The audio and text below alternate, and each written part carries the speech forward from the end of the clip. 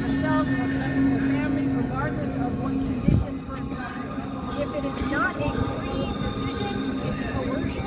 And that's exactly what's happening here. The city council basically decided to coerce 11,000 employees into doing a private medical decision, basically against their will, to make sure that they can keep food on their families' table. What about the cops and the fire department?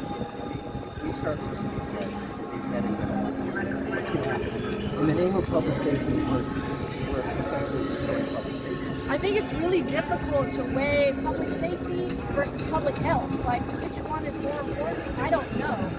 What I know is that if we start giving up our rights to deciding what's best for ourselves, what goes into our body, we are getting into very dangerous territory, regardless of what happens with public safety or public health.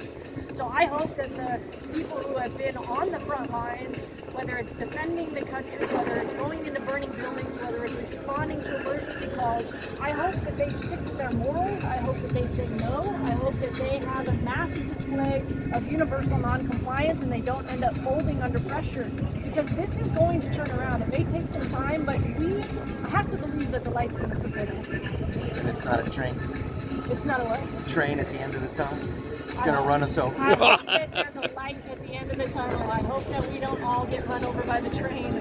I have a plan B, which is that my autonomy, my mental freedom, my emotional health is the most important thing. I will be here in San Diego helping to represent the voice of the people until it's very prevalent that this is a sinking ship. But until then, I'm right here. And then, I don't know, maybe go to Arkansas or someplace. We're staying and fighting. We're fighting for San Diego. We're not leaving. What about running for an office and going on the inside and doing it?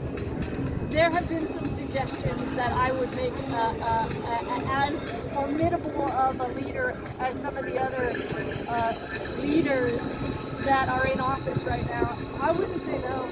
I will show up and serve the community in the way that is best for the community, in the way that I'm called. This has created a whole group of activists, hasn't it? This whole thing.